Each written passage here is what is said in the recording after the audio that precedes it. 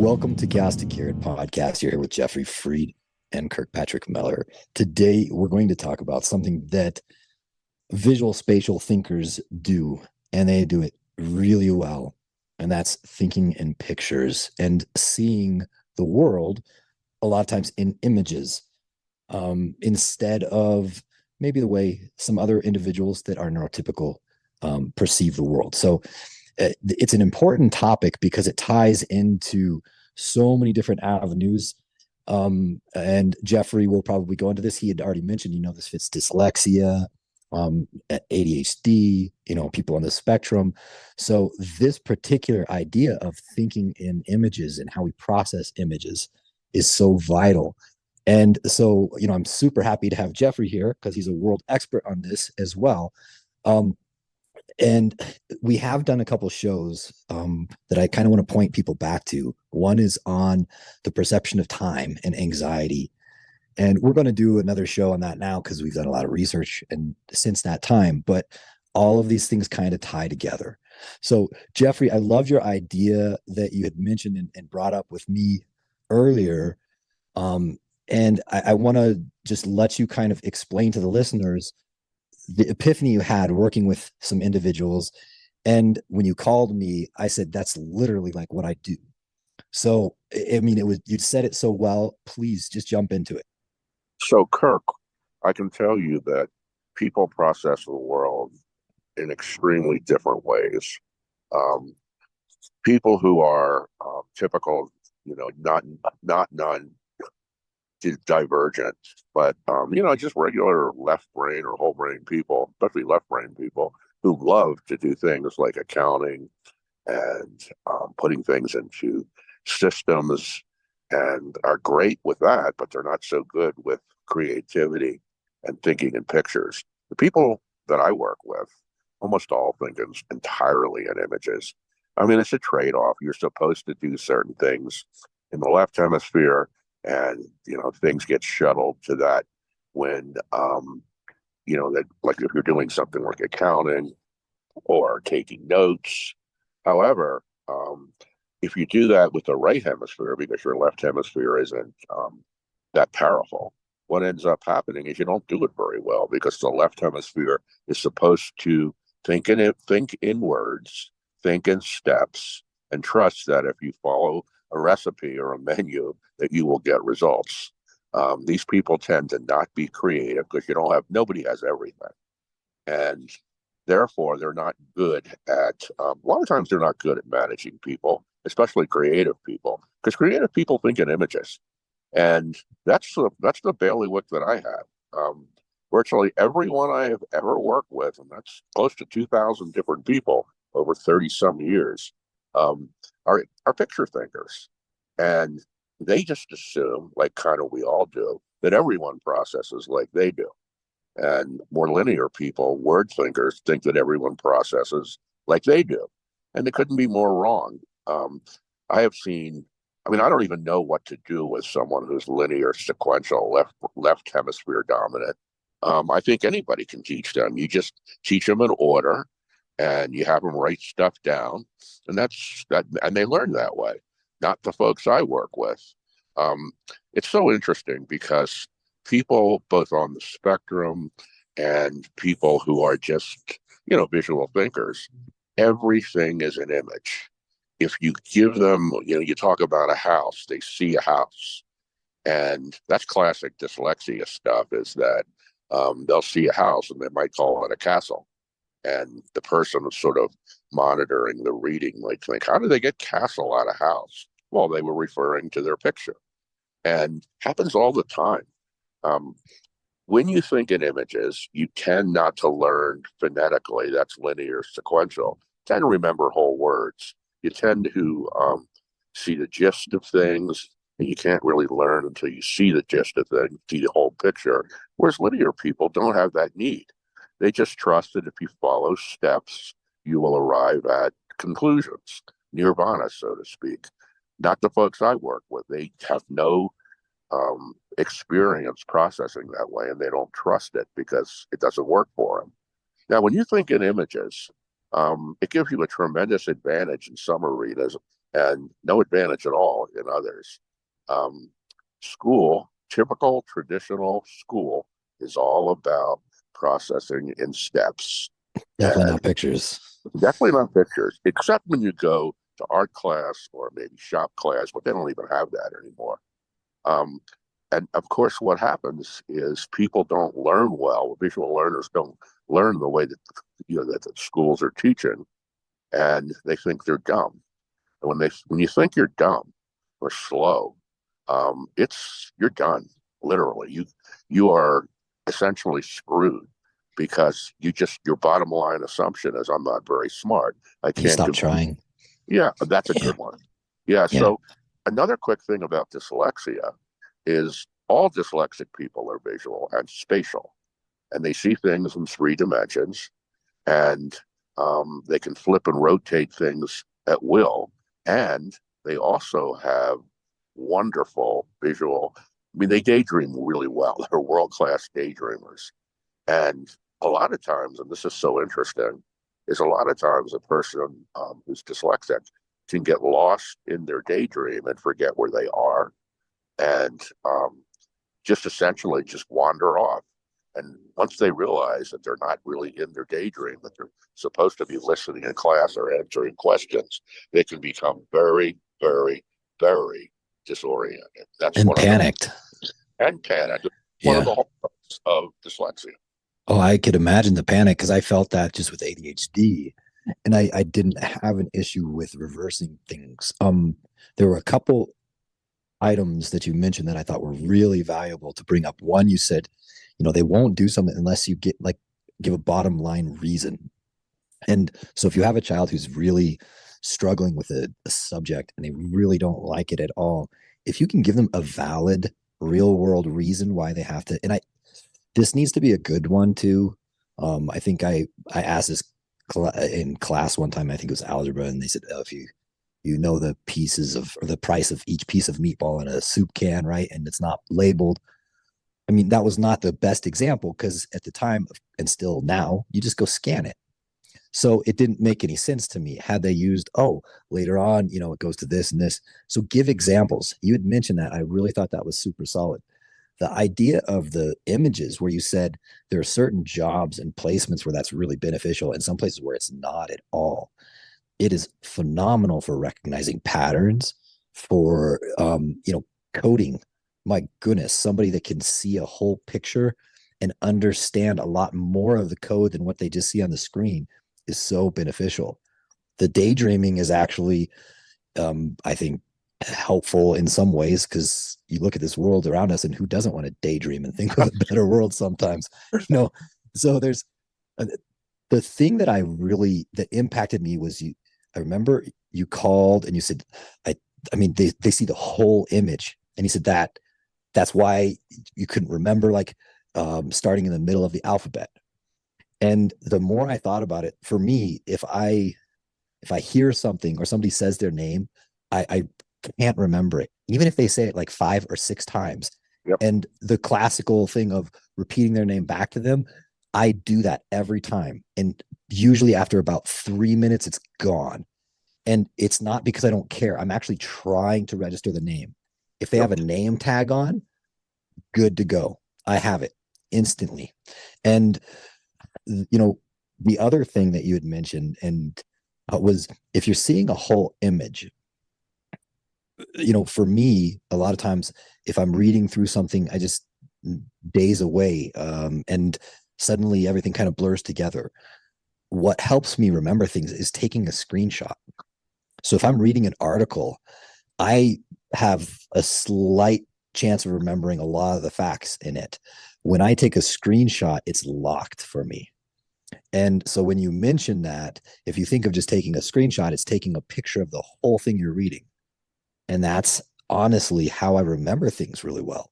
So if somebody says, oh, like there's a particular book on gemstones, and I know on page like 19, it says a particular word that I always can't remember, but it talks about it's the opposite of fragility, right? Tenacity. There it is. For stones. So I can remember the page. I remember what it looks like, and I remember numbers so much better than words too. So A lot of times when you were talking about that, it just struck me because there were so many times in school where the teacher would write one thing up on the board and then they would lecture, and I couldn't grasp what they were saying because there was no way to visualize fast enough.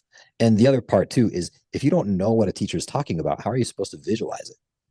So it was easier in classes like physics.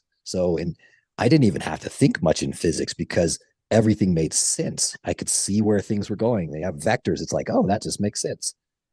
So physics was very, very easy because it deals with things that I could visualize. And then on those classes where if they didn't give me a great relationship with like the periodic table, oh my goodness, trying to learn that thing was so confusing for me. And that's even a picture. So I can still see the colors and a lot of the letters, but the concept itself was kind of lost. And I think that's kind of what you're saying. Sometimes you lose like the individual pieces because you're seeing too much information. Would that be correct on some of the analysis? Yeah, it's not exactly what I think, but it is basically correct. The formula is for visual learners, visual thinkers. If you can visualize it, you've got it. When it comes to names, what I do, if I really think it's important to remember the names, is I literally imagine that the person is wearing a name tag, and I just emblazon it over their head, and you know exactly what their name is. If it's Jennifer, I see the woman wearing a name tag saying Jennifer. If it's something like history, which I got a master's degree in, I just give the dates images and I give the people images, and then I can remember them. If you can't visualize, you don't have a system that's working for you.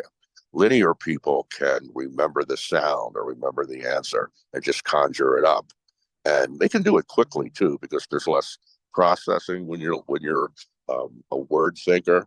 You hear the word and you see the word, or you hear the word in your head. Rake brain people, more visual people, see the concept, or sometimes they can remember the words, but we vary. It's like I have a photographic memory, and a lot of the people I work with too. So if I read something, I can see where it is on the page and literally see the words. Um, but I can't recall anything that is said to me if I don't visualize. If they go real fast, um, what ends up happening is it doesn't give me time to visualize, so I can't process. So it's a formula that I use with people. Ask the teacher or the boss to allow time to visualize. In a lecture, if I were having to endure lectures now, I would record them and then I would listen to them at home when I had the time and the the place to rerun it and play it again. And I would try to take notes in the class because that tends to focus my mind on the words. But I would much rather just record stuff and listen to it later. And that's what I recommend to people. I also recommend to visual thinkers to overtly try to turn everything into an image and to cover yourself when you can. I have kids that I've worked with who've gone up to the teacher, a lot of them now, and just say, I was unable to visualize what you were presenting. Could you give it to me one on one? And I've never had a teacher be rude or say, well, you need to listen harder. Maybe that happens. I just haven't seen it. So there are ways around it, but you have to first identify that that's the way you process and realize that we all don't think the same.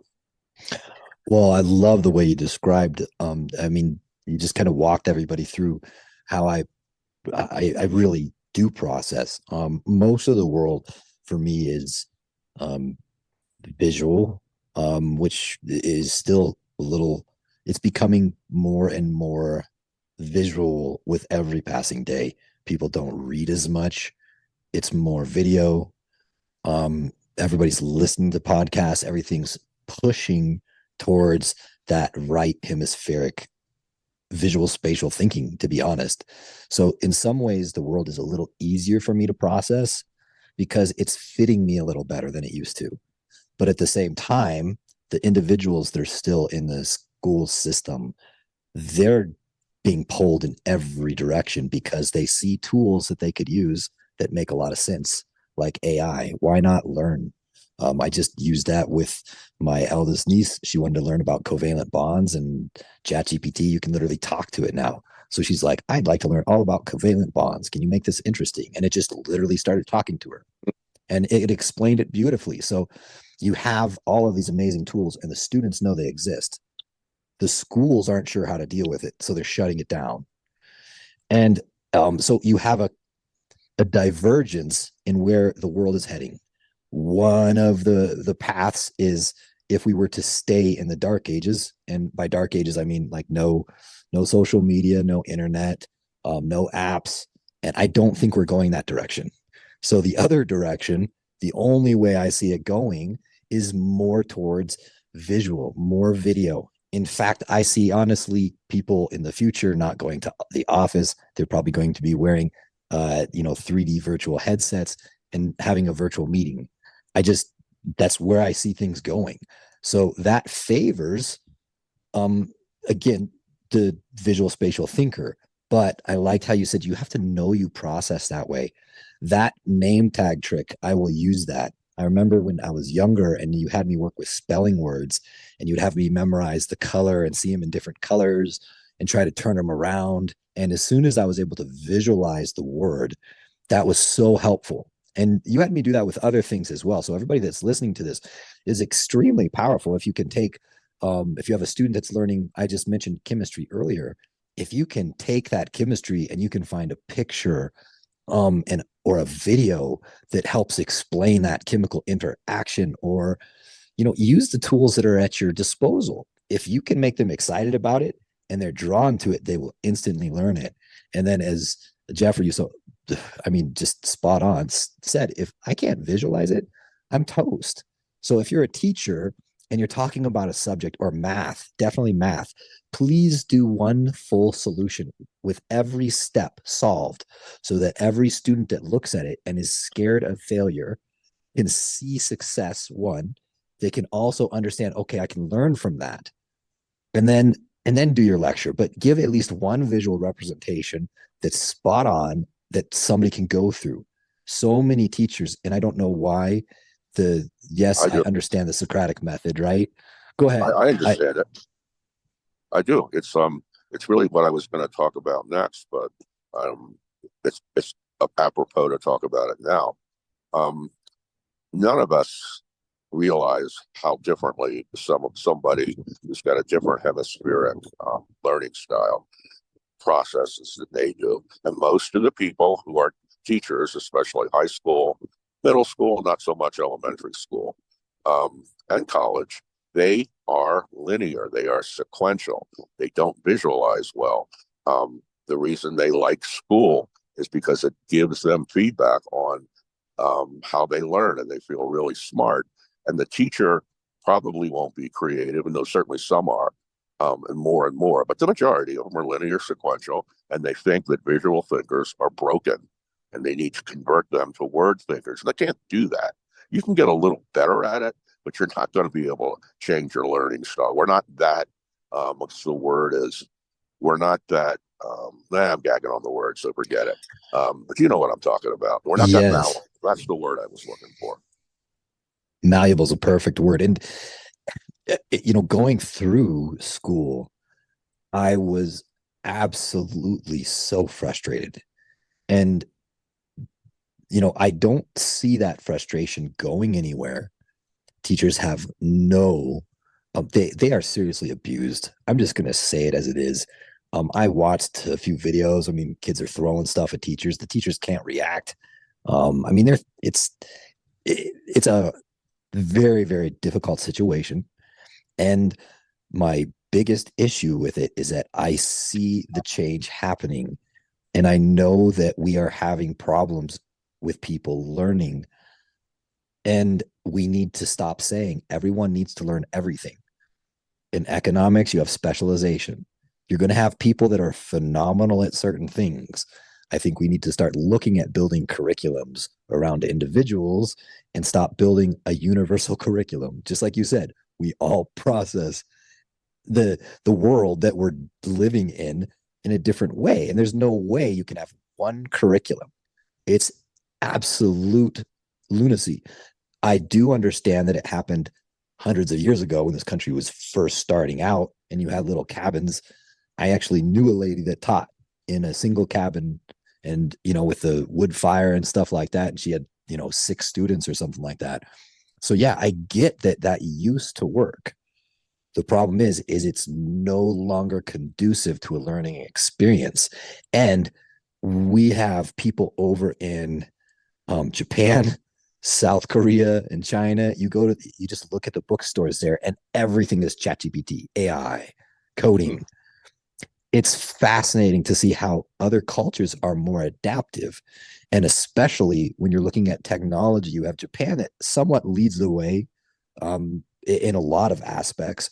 Yep. And definitely, in all of the countries, you're seeing that. But in America, you're seeing a push against it. And I think some of that is fear. We talked about that in our AI episode. So if somebody wants to listen long before everybody was even talking about ChatGPT, Jeffrey and I already called everything that was about to happen. I was a little saddened to hear that we were correct and that they would kind of keep it out of the schools. I was really hoping that would empower people. But one of the things that I do like about, and again, that kind of stuff in the individual learning style is that if I am more visual spatial and I do better, if somebody is describing a dance to me, a lot of times, if they're using the words, I can't get it. If I see a video and they move slowly, I have it. Yep. And I Understood. know there's a lot of people that don't fully grasp the difference. And I'm I can since give I'm you an not, example. can you give a great example for people? I don't know how great it is, but um, when I'll use me because I'm very visual. Um, when someone mentions somebody's name, I see them. If somebody mentions an event like the Revolutionary War, I have a image in my mind of something that occurs in the Revolutionary War, and then I might emblazon 1776 to 1783 or something and see that. But if somebody tells me that stuff, it's not recorded because there's no meaning, no association. I've got to have visual pictures to associate it. And something you said really interested me a lot when you said, I don't understand why teachers teach the old fashioned way here. Well, I do.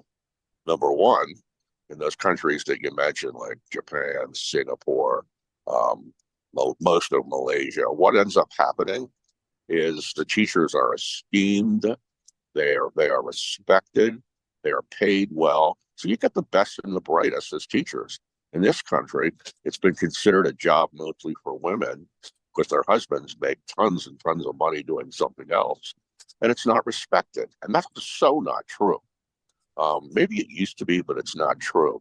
But there's still it's a profession that is mostly dominated by women, especially elementary school, and they are discounted still. They are not paid what men in the same profession are paid. Men can, no, that's because the salaries are ridiculously low, and you Yes. can't live on them, and you just get grief from everybody, and nobody Oh, from respects. everyone. Yes. So that's the reason why we have seen those countries doing different kinds of teaching and scoring really well on tests, and people in the U.S. getting worse and worse. We don't all learn through drill and kill. It literally kills some of us. Oh, for me, it did not work at all. And I know we talked in the past about the apple test. People can look this up, and so you Yep. close your eyes and you imagine what an apple would be. And I'm one of the, I guess, rare cases when I close my eyes, I just see blackness. Right on. I don't see, which is really weird because I'm so visual. I paint, I draw. Everything I do is visual. If I memorize something, I think of what it looks like.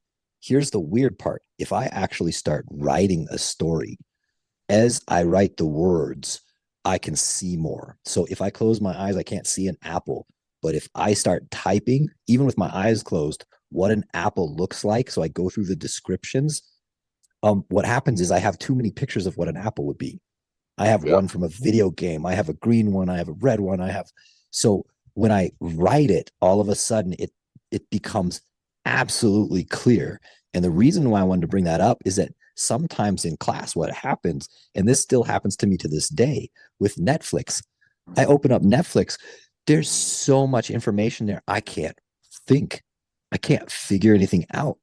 You get Just, overwhelmed. I am overwhelmed. And so it's something that I realized much later in life. This is only in the last like 3 or 4 years.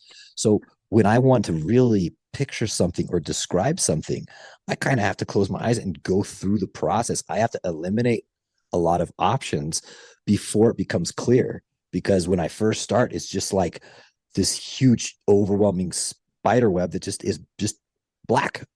I I gotta say, can't. yeah, I Go gotta say, ahead. it's what's happening is because you process that way and have to sort of see it, in a story or something, that makes your processing slower. And people, it might be superior. As a matter of fact, it is superior, but it's slower. And in this culture, there's a strong correlation between speed of response and intelligence. We think if you can spit stuff out fast, you're smarter than the person who has to process visually. And you have to do this thing where you arrange. You have to see a story. Then you have to isolate in on what you're looking for. It's going to be an image, and then you have to turn it into the right words. And if you're writing, you have to spell it and also be aware of punctuation. It's too much. There's It's too the many processes. you you perfectly explained what a research paper feels like to me. And all through my entire time going through school, I would beg the teacher. I'd say, "Can you let me do a historical fiction paper? Like I'll still cite, whatever else." I just because I like a research paper, writing down just factual information. There's nothing there that was I could grasp. So what happened is You could see.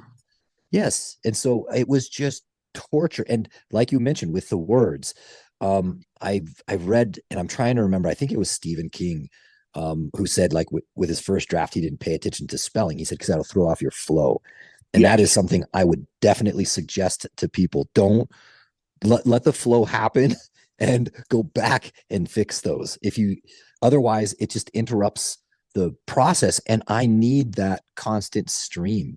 And that's another thing in school with people that think with pictures, they don't get enough time to yes. express. So the stream of thought is broken. And then the teacher asks them a follow-up question and they can't answer the follow-up because everything else was lost. And so then they get, you know, Anxious, and reprimanded and then yeah. anxious. Yeah. So it's an Then they can't important retrieve topic. anything because the worst thing for visual learners is when they panic, they visualize negative things and they lose their image and they don't know name, rank, and serial numbers about all they know. So they grow up thinking they're bad under pressure. Well, they're probably not. It's just bad in the world of words. It certainly isn't in the world of action.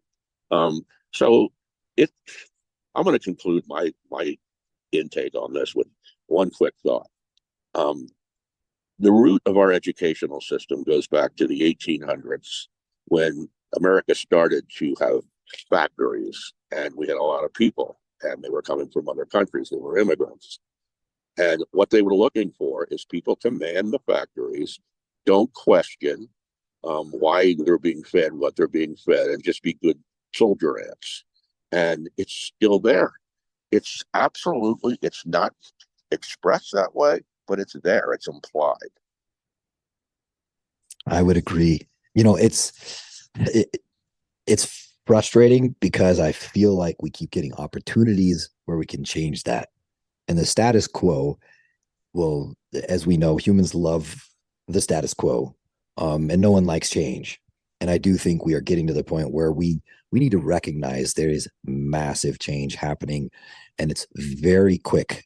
This is not going to happen slowly, Nope. and this is actually it's one reason why I think cars like Tesla are doing so well because they're designed for a visual spatial thinker and they're also quiet. It's That's fascinating. good. So I was in one and oh my goodness, it talk about a completely different experience. And for someone who has high anxiety, which is everywhere, I think that companies and schools and parents and people who embrace where we're going and just stop trying to cling to the past. It's literally Pandora's box. When the internet was done, that was already a huge change. But with ChatGPT, we are 50 to 100 years ahead of where we thought we were going to be. So things are going to only ramp from here. So my suggestion to anyone who's listening is make sure teach your children, to express themselves. Like you said before, go talk to the teacher. If you do process an image, I loved some of the tips you gave. Put a picture to it. Memory palace is something people can look up, and that's like a memorization technique, and that is actually quite effective. So, Jeffrey, phenomenal topic, and you described it really well. I like your last thought. So let's end it there. If anybody has feedback or questions, always feel free to reach out. We always love your feedback. So thank you for listening. We'll be back the following week. Have a great week. Bye.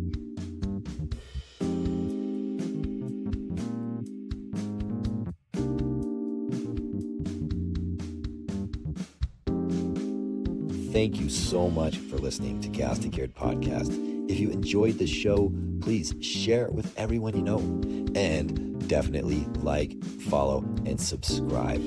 Certainly leave a comment if you'd like. Let us know what you'd like us to talk about the next time. Also, in our show notes, there should be direct links where you can follow us on our social media, as well as reach out to us directly. Thanks again, and have a great day.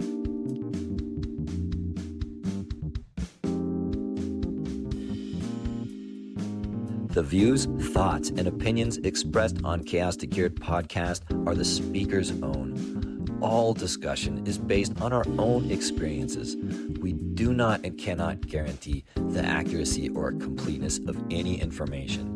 Chaos2Cured podcast cannot give medical or health advice. All discussion is based upon our personal experiences and meant for general and educational purposes. This podcast is not a substitute for professional help or for diagnostic purposes for yourself or another. Chaos2Cured podcast always encourages you to consult an appropriate professional.